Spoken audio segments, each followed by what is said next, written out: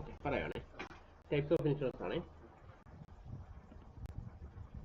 First one life insurance ആണ്. Life insurance is an agreement between the insurer and the insured, whereby the insurer assures to pay certain sum of money with on the expiry of a fixed period or on the death of the insured in return of periodical payment is known as premium. It is a contract of assurance ആണ്. അപ്പോൾ life insurance എന്ന് പറയുന്നത് is an agreement between the insurer and the insured ആണ്. Insured തമ്മിലൊരു agreement ആണെന്നാണ് പറയുന്നത് life insurance. അതായത് ഇൻഷുറും ഇൻഷുർഡും. Insured ആരെ നമുക്കറിയാം, പാർട്ടി. ഇൻഷുറർ എന്ന് പറയുന്നത് ഇൻഷുറൻസ് കമ്പനിയാണ്. വേറെ the insurer assures to pay certain sum of money. അതായത് ഇൻഷുറർ എന്ന് പറയുന്നത് ഇൻഷുറൻസ് കമ്പനി പറയുന്നു സർട്ടൻ സം ഓഫ് മണി നിങ്ങൾക്ക് തരാം with on expiry of fixed period. എത്ര കാലയളവിലേക്കാണോ ഇൻഷുറൻസ് എടുത്തിരിക്കുന്നത് ആ ഒരു കാലയളവ് മെച്യൂർ ആവുകയാണെങ്കിൽ ആ ഒരു എമൗണ്ട് നിങ്ങൾക്ക് തരാം. Or on the death of the insured, അല്ലെങ്കിൽ ഇൻഷുറിൻ്റെ ഡെത്ത് സംഭവിച്ചാൽ return of periodical payment is known as premium. അതായത് നിങ്ങൾ അടച്ച പ്രീമിയത്തിൻ്റെ തുക തിരിച്ചു നൽകുന്നതായിരിക്കും. അല്ലെങ്കിൽ എത്രയാണോ നിങ്ങൾ ഇൻഷുറൻസ് എടുത്തിരിക്കുന്ന ആ തുക നിങ്ങൾക്ക് നൽകുന്നതായിരിക്കും. It's a contract of assurance ആണ്. ഇതൊരു ഉറപ്പാണ്. ഒരു കോൺട്രാക്ട് ഓഫ് അഷുറൻസ് ആണ് ഇത് ലൈഫ് ഇൻഷുറൻസ്. ഒന്നുകിൽ ഡെത്ത് സംഭവിച്ചാൽ നിങ്ങൾ എടുത്തിരിക്കുന്ന സം അഷ്യൂർഡ് എടുത്താൽ അത് തരും. അല്ലെന്നുണ്ടെങ്കിൽ നിങ്ങൾ ഇത്ര നാളത്തേക്കാൾ എടുത്തിരിക്കുന്ന ആ എക്സ്പയറി പീരീഡ് തീരുമ്പോൾ നിങ്ങൾ എന്ത് ചെയ്യുന്നു, ലൈഫ് ഇൻഷുറൻസ് ആയതുകൊണ്ട് ആൾ ജീവനോടുണ്ടെങ്കിൽ ആ തുക നിങ്ങൾക്ക് തിരിച്ചു തരും എന്നുള്ളതാണ് പറയുന്നത് life insurance. The main element of life insurance contract ആണ്. ലൈഫ് ഇൻഷുറൻസ് കോൺട്രാക്റ്റിലെ മെയിൻ എലമെന്റ് എന്ന് പറയുന്നത് it is A contract of utmost good faith ആണ്. അപ്പോൾ ഒരു അറ്റ്മോസ്റ്റ് ഗുഡ് ഫെയ്ത്ത് എന്ന് നമ്മൾ കഴിഞ്ഞ ദിവസം പറഞ്ഞു. അപ്പോൾ അറ്റ്മോസ്റ്റ് ഗുഡ് ഫെയ്ത്ത് എന്ന് പറയുന്നതിൻ്റെ മെയിൻ എലമെന്റ് ആണ്. രണ്ട്, insured must have A insure interest in the life assured. ഇപ്പോൾ ലൈഫ് അഷ്യൂർ ചെയ്യുന്നത് ഭാര്യയ്ക്ക് ഭർത്താവിനെ ഇൻഷുർ ചെയ്യാം അല്ലേ. ഇപ്പോൾ ഭർത്താവിന് ഭാര്യ ഇൻഷുർ ചെയ്യാം. അപ്പോൾ അതാണ് ഇവിടെ എന്ത് ചെയ്യുന്നത്, ഇൻഷുറൽ ഇൻട്രസ്റ്റ് എന്ന് പറയുന്നത്. എന്നൊക്കെ നമുക്ക് ആ ഒരു സബ്ജക്റ്റ് മാറ്ററിൽ ആ ആളിന് എന്ത് ചെയ്യണം, വ്യക്തമായ ഓണർഷിപ്പോ കാര്യങ്ങളോ ഉള്ള ആളായിരിക്കണം എന്നൊക്കെ നമ്മൾ കഴിഞ്ഞ ദിവസം പറഞ്ഞു. അപ്പോൾ അതാണ് ഇൻഷുറൽ ഇൻട്രസ്റ്റ് എന്ന് പറയുന്ന അടുത്തൊരു മെയിൻ എലമെന്റ് ആണ്. It is not a contract of indemnity. ഇവിടെ കോൺട്രാക്ട് ഓഫ് ഇൻഡെമിനിറ്റി ഇല്ല. നമ്മൾ ഇൻഡെമിനിറ്റി കഴിഞ്ഞ ദിവസം എന്ന് പറഞ്ഞു. ഇവിടെ കോൺട്രാക്ട് ഓഫ് ഇൻഡെമിനിറ്റി ലൈഫ് ഇൻഷുറൻസിൽ ഇല്ല. It must have all the essentials of a valid contract. ഒരു വാലിഡ് കോൺട്രാക്ട് ഉള്ള എല്ലാ എലമെന്റും ഏതിലുണ്ട്, ലൈഫ് ഇൻഷുറൻസിലുണ്ട് എന്നുള്ളതും ഇതിൻ്റെ ഒരു പ്രത്യേകതയാണ്. ഇനി കൈൻഡ്സ് ഓഫ് ലൈഫ് ഇൻഷുറൻസ് പോളിസികൾ, പലതരത്തിലെ ലൈഫ് ഇൻഷുറൻസ് പോളിസി ഉണ്ട്. ഒന്ന് ഹോൾ ലൈഫ് പോളിസിയാണ്. എന്താണ് ഹോൾ ലൈഫ് പോളിസി എന്ന് പറയുന്നത്? ഇപ്പോൾ sum assured become payable only on the death of the policy holder. ഇപ്പോൾ ഹോൾ ലൈഫ് പോളിസിയെ പറ്റി എന്ന് പറഞ്ഞാൽ സം അഷ്യൂർഡ് കിട്ടുന്നത് പോളിസി ഹോൾഡറിന് മരണത്തിന് ശേഷമായിരിക്കും. പറയുന്നത് മനസ്സിലാവുന്ന, ഒരു പോളിസി എടുത്തിരിക്കുന്ന എക്സ് എന്ന് പറയുന്ന വ്യക്തി പോളിസി എടുത്ത് 10 ലക്ഷം രൂപ 20 വർഷത്തേക്ക് അടയ്ക്കാമെന്ന് പറയുന്നു. അപ്പോൾ 10 ലക്ഷം രൂപയുടെ പോളിസി എടുക്കുന്നു. 20 വർഷം കഴിയുന്നു അദ്ദേഹം മരണം അടയുന്നു. അല്ലെങ്കിൽ 20 വർഷത്തിന് മുന്നെയോ 20 വർഷം ശേഷമോ മരണം അടഞ്ഞാൽ അന്നേരം മാത്രമേ എന്ത് ചെയ്യത്തുള്ളൂ, ഹോൾ ലൈഫ് പോളിസി കിട്ടുകയുള്ളൂ. മനസ്സിലാവുന്നുണ്ടോ? അപ്പോൾ അദ്ദേഹം ഈ ഹോൾ ലൈഫ് പോളിസിയുടെ പ്രത്യേകത ഇത്രയേ ഉള്ളൂ, payable only the death of the policy holder. Policy holder ഡെത്തിന് ശേഷമേ എന്ത് ചെയ്യത്തുള്ളൂ, സം അഷ്യൂർഡ് കിട്ടത്തുള്ളൂ.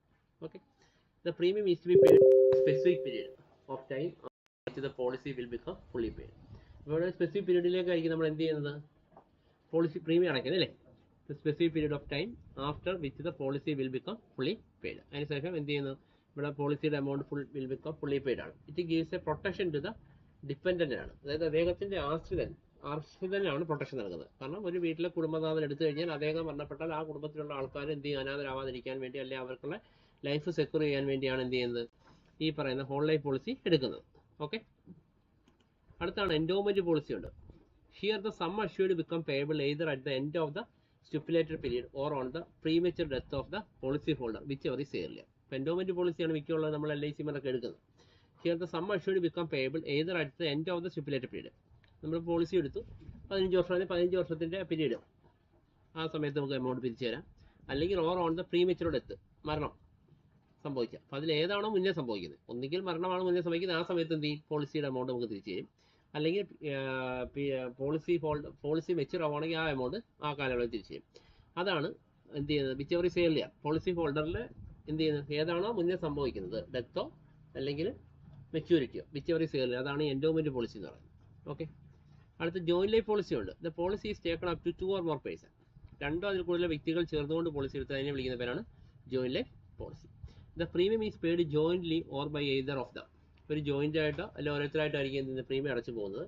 The assured sum or policy money is payable upon the death of any one person to the other survivor or survivors ആണ്. അപ്പോൾ ഇതിന്റെ assured നമുക്ക് തരുന്നത്, പോളിസി മണി പേ ചെയ്യുന്നത് എന്താണ്, ഈ ജോയിന്റ് ആയിട്ട് പോളിസി എടുത്തിരിക്കുന്ന ആളിൽ ആരെങ്കിലും അവർ മരണപ്പെടുക, അതിന്റെ സർവൈവർ ആരാണോ, ജീവിച്ചിരിക്കുന്നവർക്കാണ് അല്ലെങ്കിൽ സർവൈവേഴ്സിനാണ് നമ്മൾ എന്ത് ചെയ്യുന്ന എമൗണ്ട് നൽകുന്നത്.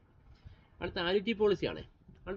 Under these the assured sum is payable after a specific period in a periodically, that is monthly, quarterly, half yearly, yearly. അതാണ് ആനുറ്റി പോളിസി എന്ന് പറയുന്നത്.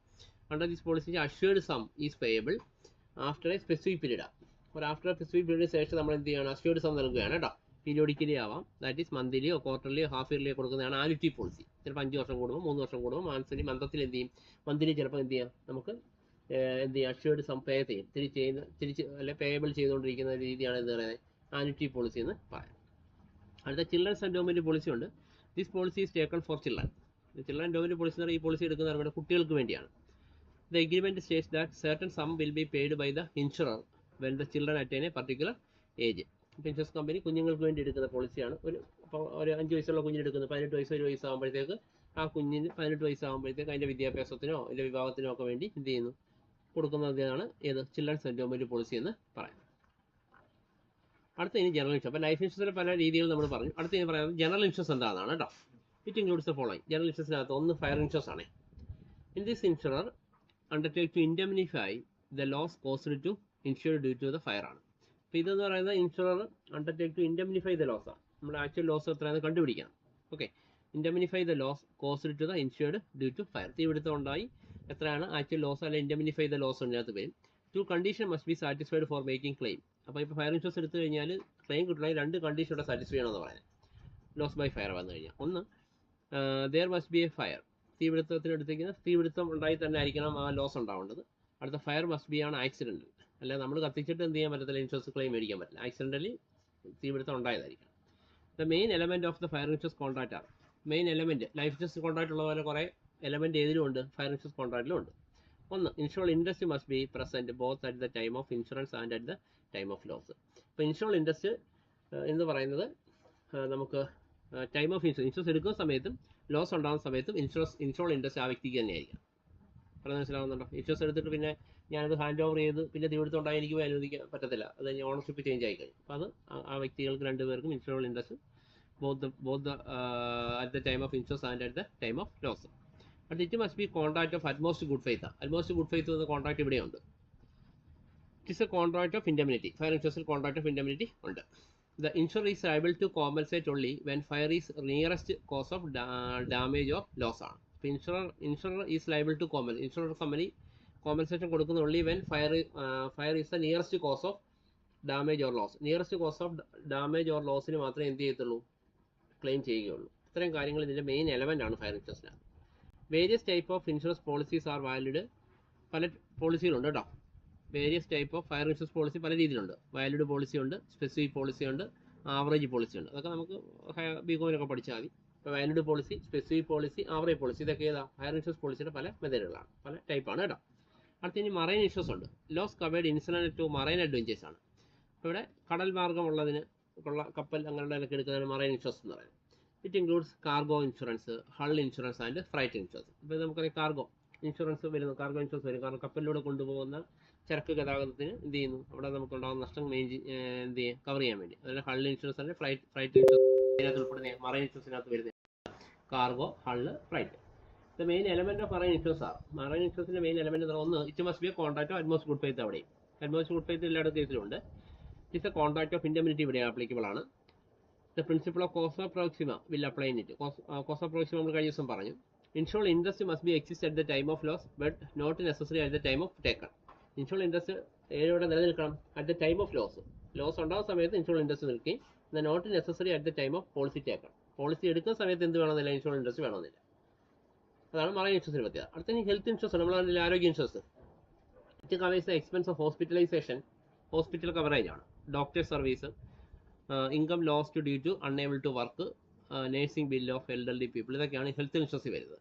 കാരണം നമുക്കറിയാം ഹോസ്പിറ്റൽ കേസുകൾ, ഡോക്ടർ സർവീസുകൾക്ക് പിന്നെ നമുക്ക് വർക്ക് ചെയ്യാൻ വയ്യാത്ത രീതിയിൽ നമ്മൾ എന്ത് ചെയ്യുന്നു, നമുക്ക് ആരോഗ്യ പ്രശ്നങ്ങൾ ഉണ്ടാവുകയൊക്കെ ചെയ്യുന്നു. അത് നഴ്സിംഗ് ബില്ലൊക്കെ എൽഡർലി പീപ്പിളായിട്ടുള്ള പ്രായവർക്ക് കൊടുക്കുന്നതിന് വേണ്ടി എടുക്കുന്ന ഇൻഷുറൻസ് ആണ് ഇത് ഹെൽത്ത് ഇൻഷുറൻസ് എന്ന് പറയാം. അടുത്തത് ഫിഡിലിറ്റി ഇൻഷുറൻസ് ഉണ്ട്. This type of policy is taken by the employer of a business to cover risk arising out of fraud and dishonesty of his employee. ഈ ഫിഡിലിറ്റി ഇൻഷുറൻസ് എടുക്കുന്ന ആരാണ്? എംപ്ലോയറാണ്. നമ്മൾ പ്രൈവറ്റ് കമ്പനികളൊക്കെ വർക്ക് ചെയ്യുമ്പോൾ എംപ്ലോയർ എന്ത് ചെയ്യും, ഫിഡിലിറ്റി ഇൻഷുറൻസ് എടുക്കും. കാരണം എംപ്ലോയി ഏതെങ്കിലും തിരിമാറി നടത്തി കമ്പനിക്ക് വലിയ നഷ്ടം ഉണ്ടായാൽ ആ റിസ്ക് കവർ ചെയ്യാൻ വേണ്ടി എടുക്കുന്ന ഇൻഷുറൻസ് ആണ് ഇത് ഫിഡിലിറ്റി ഇൻഷുറൻസ് എന്ന് പറയുന്നത്. അപ്പോൾ എംപ്ലോയർ ഈ എംപ്ലോയിയുടെ ഫ്രോഡ് വഴി നഷ്ടം ഉണ്ടായാൽ അത് കവർ ചെയ്യാൻ വേണ്ടിയാണ് ഏത് ഇൻഷുറൻസ് എടുക്കുന്നത്, ഫിഡിലിറ്റി ഇൻഷുറൻസ് എടുക്കുന്നത്. ഓക്കെ. അടുത്ത motor vehicle insurance, crop insurance, cattle insurance, burglary insurance, അറിയാമല്ലോ. ഇങ്ങനെയുള്ള കുറേ ടൈപ്പ് ഓഫ് ഇൻഷുറൻസുകളുണ്ട്. ഇനി difference between life insurance, fire insurance and marine insurance ആണ് നമ്മൾ പറയുന്നത് കേട്ടോ. ഒന്നാമത്തെ സബ്ജക്റ്റ് മാറ്ററിൻ്റെ കേസിൽ ലൈഫ് ഇൻഷുറൻസ് ഹ്യൂമൻ ലൈഫിനാണ് സബ്ജക്റ്റ് മാറ്റർ. ഫയറിലാണെങ്കിൽ ഇനി ഫിസിക്കൽ പ്രോപ്പർട്ടി ഓർ അസറ്റ് ആണെന്ന് വെച്ചാൽ അതിനാണ് ഇൻഷുറൻസ് ഇൻഡസ്ട്രി അല്ലേ, സബ്ജക്റ്റ് മാറ്റർ അവിടെയാണ്. മറൈനിലാണെങ്കിൽ ഷിപ്പ്, കാർഗോ ഓർ ഫ്രൈറ്റ് ആണ് അവിടെ സബ്ജക്റ്റ് മാറ്റർ. അടുത്തതിൻ്റെ എലമെൻറ്റ് കേസിൽ ലൈഫ് ഇൻഷുറൻസിൽ പ്രൊട്ടക്ഷൻ ആൻഡ് ഇൻവെസ്റ്റ്മെൻറ്റ് ഓർ ബോത്താണ്. പ്രൊട്ടക്ഷൻ ആൻഡ് ഇൻവെസ്റ്റ്മെൻറ്റാണ്. നമുക്ക് പ്രൊട്ടക്ഷനുമാണ് ഇൻവെസ്റ്റ്മെൻറ്റാണ് ഇത് ലൈഫ് ഇൻഷുറൻസ് അല്ലേ. നമുക്ക് 20 വർഷത്തേക്ക് ഇൻവെസ്റ്റ് ചെയ്യുന്ന ഒരു ഇൻവെസ്റ്റ്മെൻറ്റാണ്. അതേ തന്നെ 20 വർഷത്തേക്ക് നമ്മൾ പ്രൊട്ടക്റ്റഡാണ്, സംരക്ഷണമുണ്ട് നമുക്ക്. അതാണ് ലൈഫ് ഇൻഷുറൻസ്. എന്നാൽ ഫയർ ഇൻഷുറൻസ് ഉള്ളി ഇത് എലമെൻറ്റ് ഓഫ് പ്രൊട്ടക്ഷനാണ്. ഫയർ ഇൻഷുറൻസ് നമുക്ക് സംരക്ഷണം മാത്രമേ ഉള്ളൂ, ഇൻവെസ്റ്റ്മെൻറ്റ് അല്ല. അതേപോലെ തന്നെയാണ് മറൈനകത്തും ഉള്ളി ഇത് എലമെൻറ്റ് ഓഫ് പ്രൊട്ടക്ഷനാണ്, ഇൻവെസ്റ്റ്മെൻറ്റ് അല്ല, നിക്ഷേപമല്ല, സംരക്ഷണമാണ്. അടുത്ത ഇൻഷുറൻസ് ഇൻഡസ്ട്രി നോക്കുകയാണെങ്കിൽ ലൈഫ് ഇൻഷുറൻസിൽ must be present at the time of policy ടേക്കണാണ്. പോളിസി എടുക്കുന്ന സമയം മുതൽ നമുക്ക് ഇൻഷുറൻസ് ഇൻഡസ്ട്രി ഉണ്ട്. അതിൽ തന്നെ ഫയറിലാണെങ്കിൽ must be present both at the time of policy taken as well as at the time of loss. ഇവിടെ ഇൻഷുറൻസ് ഇൻഡസ്ട്രി എന്ന് പറഞ്ഞാൽ ഫയർ ഇൻഷുറൻസിൽ പോളിസി എടുക്കുന്ന സമയത്ത് ഇൻഷുറൻസ് ഇൻഡസ്ട്രി ഉണ്ടാവണം, ലോസ് ഉണ്ടാകുന്ന സമയത്തും ഇൻഷുറൻസ് ഇൻഡസ്ട്രി ഉണ്ടാവണം. എന്നാൽ മറൈനിലാണെങ്കിൽ must be present at the time of loss. Loss ഉണ്ടാകുന്ന സമയത്ത് മാത്രം ഇൻഷുറൻസ് ഇൻഡസ്ട്രി ഉണ്ടായാൽ മതി. ഡ്യൂറേഷൻ എന്ന് പറയുന്നത് ലോങ് പീരീഡാണ്. ലൈഫ് ഇൻഷുറൻസ് ലോങ് പീരീഡ് 5-15 വർഷം 20 വർഷമാണ് എടുക്കുന്നത്. എന്നാൽ നമുക്ക് fire insurance normally 1 year, marine insurance 1 year ആണ്. പ്രിൻസിപ്പിൾ ഓഫ് ഇൻഡെമിനിറ്റി നമ്മൾ നോക്കുകയാണെങ്കിൽ നോട്ട് ആപ്ലിക്കബിൾ ആണ്. Life insurance principle of indemnity ഇല്ല. ബാക്കി 2 കേസിലും ഫയറിലും മറൈനിലും ആപ്ലിക്കബിൾ ആണ് കേട്ടോ. മെഷർമെൻറ്റ് ഓഫ് ലോസ് നമ്മൾ കമ്പയർ ചെയ്യുകയാണെങ്കിൽ ലൈഫ് ഇൻഷുറൻസിൽ നോട്ട് പോസിബിളാണ്. ലോസ് ഒരാളുടെ മരണം നമുക്ക് എത്ര ലോസ് ഒന്നും വിലയിരുത്താൻ പറ്റത്തില്ല. എന്നാൽ മറ്റ് 2 കേസിലും ഫയർ ഇൻഷുറൻസിലും മറൈൻ ഇൻഷുറൻസിലും അത് പോസിബിളാണ് മെഷർമെൻറ്റ് ഓഫ് ലോസ്. സറണ്ടർ പോളിസിയുടെ ബേസിൽ കമ്പയർ ചെയ്യുകയാണെങ്കിൽ ലൈഫ് ഇൻഷുറൻസിൽ പോസിബിളാണ്. പോളിസി സറണ്ടർ ചെയ്യാം, ഇനി ഞാൻ അടയ്ക്കുന്നില്ല എന്ന് പറഞ്ഞാൽ നമുക്ക് പോളിസി സറണ്ടർ ചെയ്യാൻ പറ്റും. എന്നാൽ മറ്റ് 2 കേസുകളും ഫയറിലും മറൈനിലും എന്തല്ല, നോട്ട് പോസിബിളാണ്, പോളിസി സറണ്ടർ ചെയ്യാൻ പറ്റില്ല. ഇതിൽ നേച്ചർ ഓഫ് റിസ്ക് കമ്പയർ ചെയ്യുകയാണെങ്കിൽ സേർട്ടനാണ്. നേച്ചർ ഓഫ് റിസ്ക് എന്ന് പറയുന്നത് സേർട്ടനാണ്. സംഭവിക്കുക ഡെത്ത് ഉണ്ടാവാതിരിക്കുകയോ ചെയ്യാം. ഏതാ അയാൾ എടുത്തിരിക്കുന്ന കാലയളവിനുള്ളിൽ ഡെത്ത് സംഭവിക്കാതിരിക്കുക, അപ്പോൾ സേർട്ടനാണ് അവിടെ. മറ്റേടത്ത് അൺസേർട്ടൻ ആണ്. ഓക്കെ, സെർട്ടനിറ്റി അൺസേർട്ടൻ ആണ്. ഏത് ഫയറും 1 വർഷത്തേക്കല്ലേ ഉള്ളൂ, സംഭവിക്കത്തില്ല. അൺസേർട്ടൻ ചില കേസുകളിലൊക്കെ 100 ആകുമ്പോൾ ചിലപ്പോൾ 5 10 ആയിരിക്കും എന്ത് ചെയ്തുള്ളൂ, തീപിടുത്തം ഉണ്ടാവുകയൊക്കെ ചെയ്തുള്ളൂ. മറ്റേടത്ത് കുറേ പേർക്ക് സെർട്ടനിറ്റി ചിലപ്പോൾ സംഭവിക്കാൻ സാധ്യത ഉള്ളതാണ്. ലൈഫ് ഇൻഷുറൻസിലൊക്കെ മരണപ്പെടുകയൊക്കെ ചെയ്യാം. മറ്റേ 2 അൺസേർട്ടൻ ആണ്. പോളിസി എമൗണ്ട് എന്ന് പറയാൻ നോ ലിമിറ്റാണ്. ലൈഫ് ഇൻഷുറൻസിൽ പോളിസി എമൗണ്ടിന് ലിമിറ്റ് ഇല്ല. ഫയർ ഇൻഷുറൻസിൽ അപ് ടു ദ വാല്യൂ അനുസരിച്ച് ഫയർ ഇൻഷുറൻസ് നമ്മൾ എന്ത് ചെയ്യുന്നത്, പോളിസിയുടെ എമൗണ്ട് നിശ്ചയിക്കുക. മറൈൻ ഇൻഷുറൻസ് അതുപോലെയാണ് up to the market value of the ship or cargo. ഷിപ്പിൻ്റെയോ കാർഗോയുടെ മാർക്കറ്റ് വാല്യൂവിനനുസരിച്ച് നമ്മൾ എന്ത് ചെയ്യുന്നത്, അതിൻ്റെ പോളിസി എമൗണ്ട് നിശ്ചയിക്കും. ഇത്രയും കാര്യങ്ങളാണ് ഇതിന് പറയുന്നത്, ഡിഫറൻസിൽ പറയുന്നത്. അടുത്ത എക്സാമ്പിൾ ഓഫ് ഇൻഷുറൻസ് റിസ്ക് എന്താണ്, example of non insurance risk എന്താണെന്ന് പറയുന്നത് കേട്ടോ.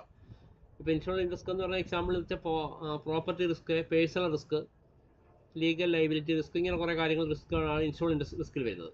എന്നാൽ നോൺ ഇൻഷുറൻസ് റിസ്കിനകത്ത് വരുന്ന മാർക്കറ്റ് റിസ്ക് ആണ്, പൊളിറ്റിക്കൽ റിസ്ക്, ഇങ്ങനെ കുറേ കാര്യങ്ങളൊക്കെ വരുന്നത്. നമ്മൾ അറിഞ്ഞാൽ മതി, വായിച്ചാൽ മതി. ഓക്കെ, അടുത്ത് നമുക്ക് പറയാനുള്ള കമ്മ്യൂണിക്കേഷനാണ്. ഇൻഷുറൻസിൻ്റെ ഒരു പാർട്ട് നമ്മൾ പറഞ്ഞു, ഇനി അടുത്ത് നമുക്ക് പറയാനുള്ള കമ്മ്യൂണിക്കേഷനാണ്. ഓക്കെ ആണല്ലോ, ഇത്രയും കാര്യങ്ങളൊന്ന് വായിച്ച് നോക്കിക്കോളൂ. ക്ലിയർ അല്ലേ?